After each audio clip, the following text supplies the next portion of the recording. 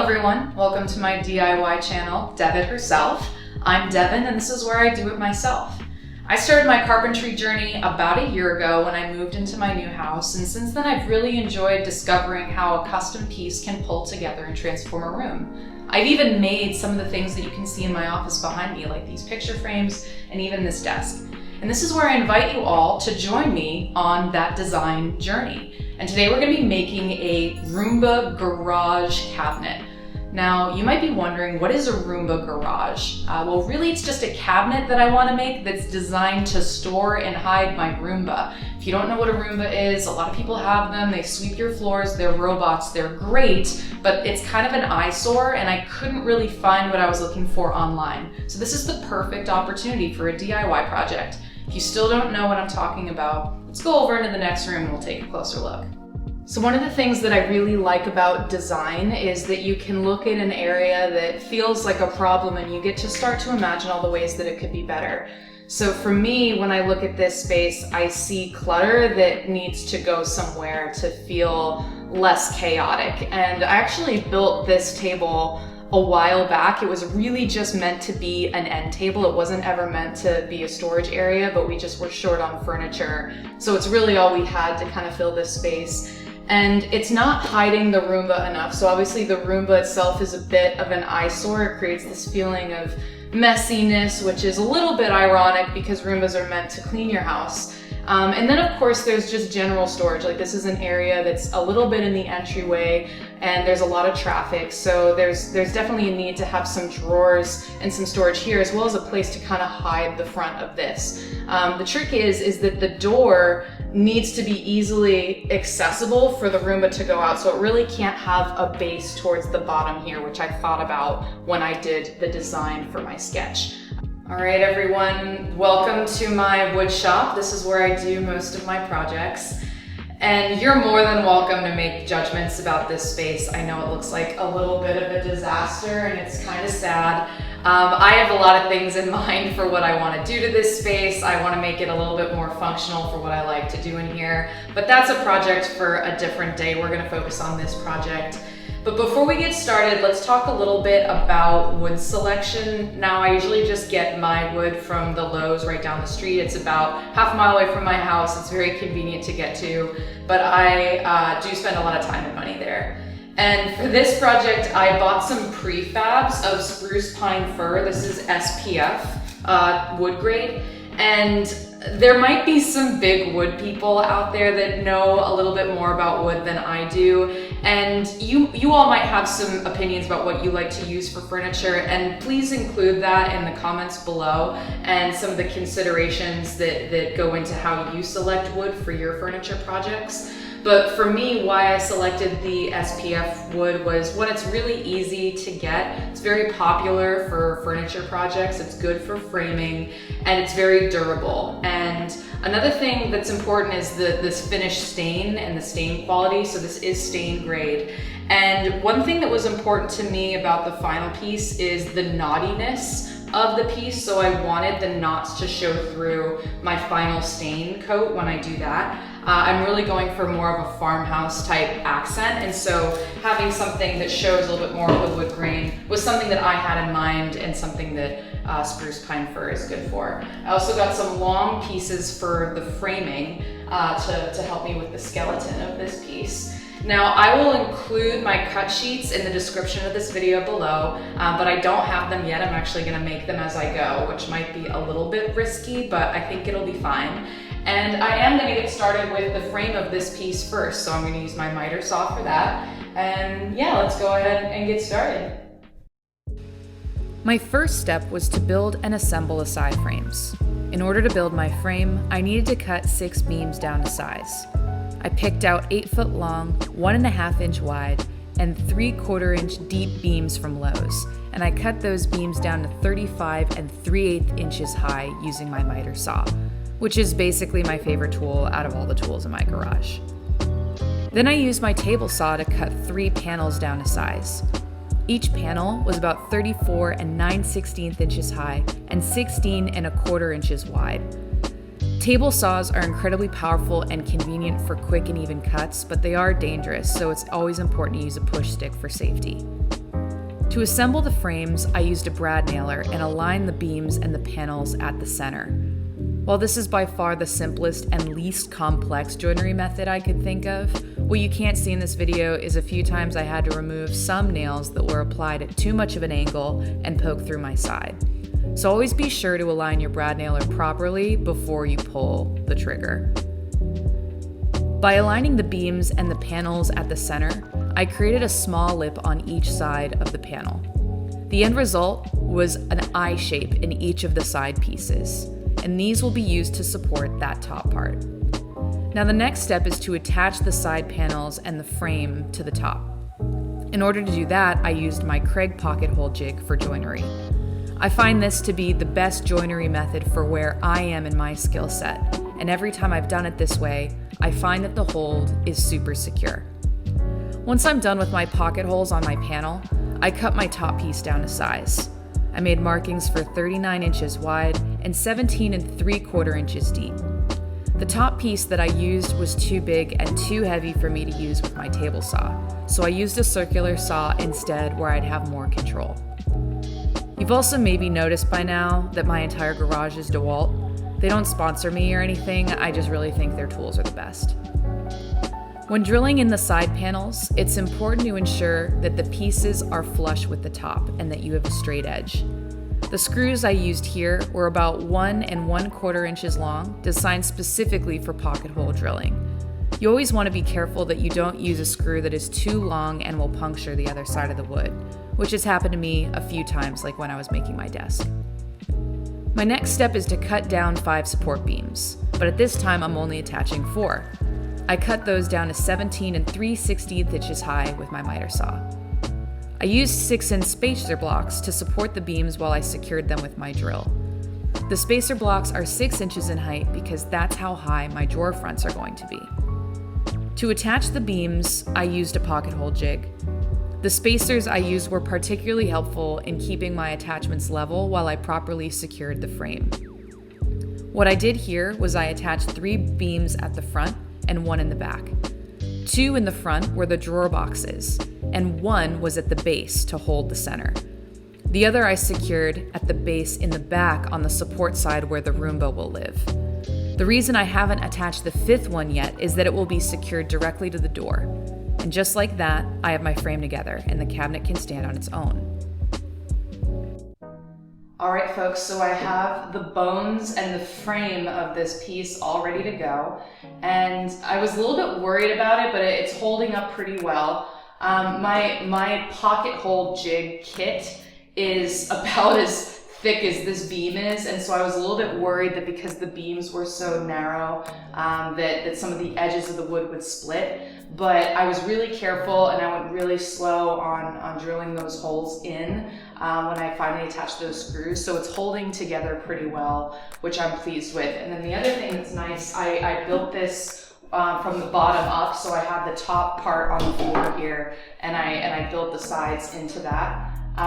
But because of this square, all these pieces are the same length, I have created a completely square piece here. So I'm pretty relieved to see that, even though my garage is slightly uneven.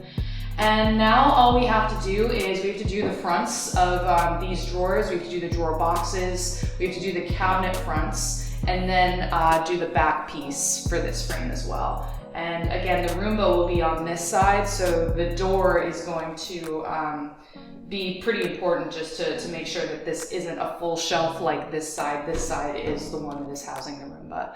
And all right, let's keep moving.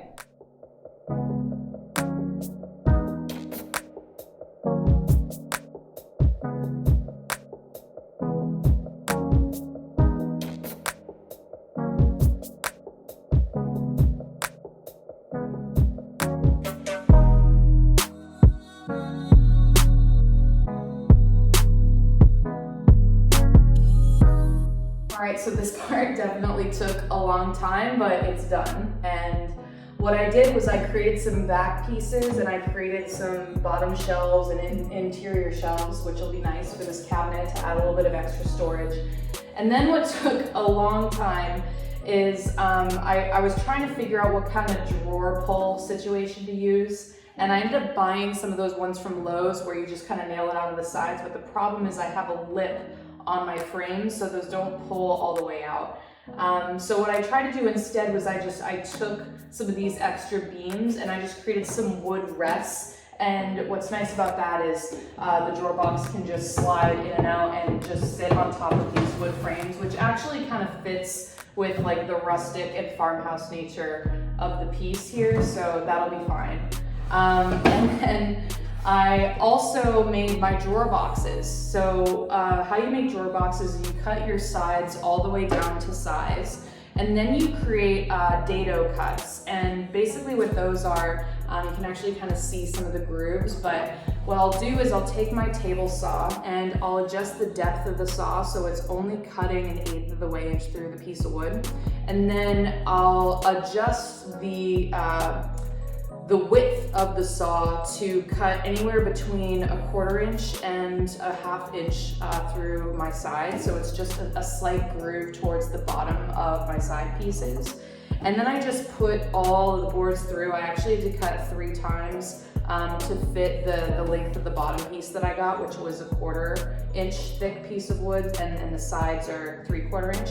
But basically, and you saw it on video, but once you cut your grooves, the bottom piece will just slide right in and it holds pretty sturdy and it makes the whole thing perfectly square. And so what's nice is now that this is done, it just sits nice and flush on the wood frame that I made, and it sits nice and snug inside the frame. So that is always the most time-consuming part of any carpentry build that I do, and I'm pretty pleased with how this came together.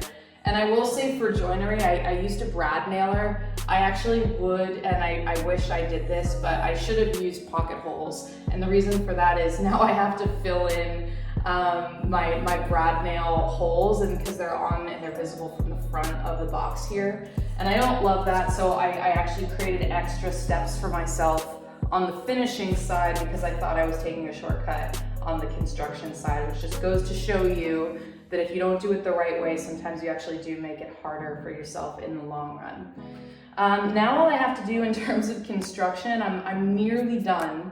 All I have to do now is I have to hinge these doors onto the side, and I bought some hinges that will accommodate how I cut my frame and how I want my drawers to sit. And so after I do that, I can just do a whole lot of sanding, and then after I sand, I can finally get to staining and some of the finishing touches here. So we're in the last mile, and I'm pretty pleased with how it's coming together.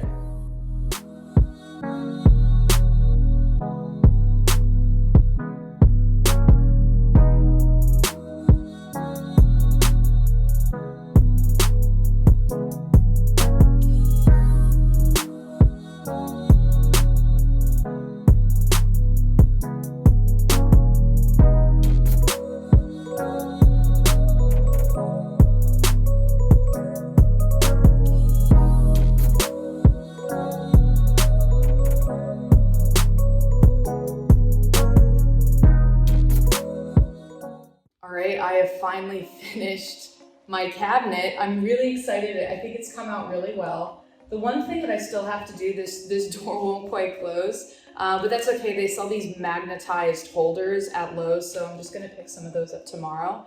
And I think that before I put on the hardware for both the drawer pulls and the doors, I think I'm gonna stain it first. It's just a little bit easier. So the next video is gonna be me just sanding this down. Sanding is by far my least favorite part of woodworking, but it is the most essential if you want to get a good stain and a good finish. So now that this is all finished, I finally get to do that, and we start to do the fun part, which is actually decorating and designing it. So yeah, this has been quite a journey, but on to the next phase of the project.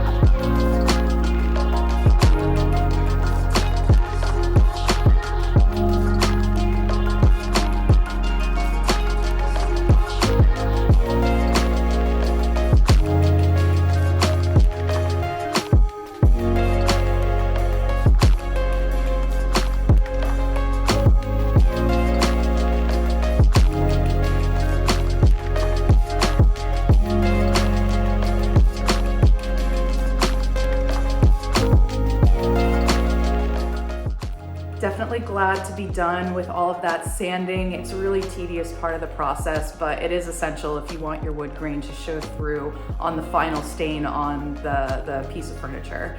So now that we're done with that, it is finally stain day. And the way that I've prepared for that is I actually took some scrap pieces of wood from my wood shop and I created some swatches with all the tester colors that I was interested in from Lowe's. And what I've done here is I've just tried to let different swatches sit in the room that the piece is ultimately going to be in. I like to see how different tones of wood pull out different colors and different elements of furniture that are already in the room.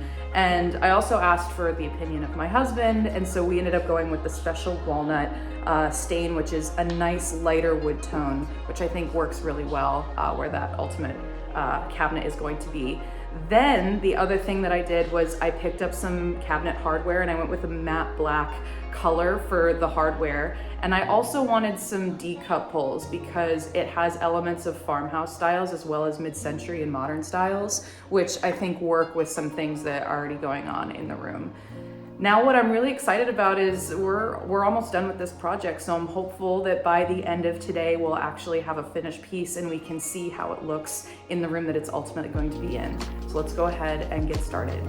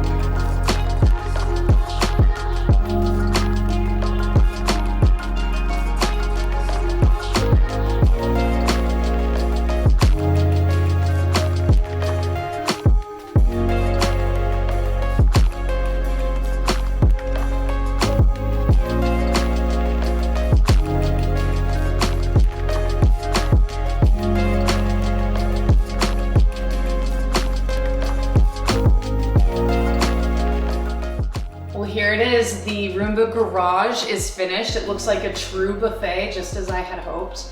And I ended up getting my handles from Rejuvenation, which is one of the sister stores of Williams Sonoma and Pottery Barn. And I really like how it looks with the style of the piece. And I'm just so pleased with how functional it is. Again, there's my little Roomba in the corner here. And it's so nice the way that the light is hitting this special walnut. And even though I was a little bit concerned about the drawers and the doors being a little snug, it actually works out pretty well with the handles on it. It's quite functional. So that's it. That concludes this project for today. I hope you all enjoyed this journey and stay tuned for next time in the next project.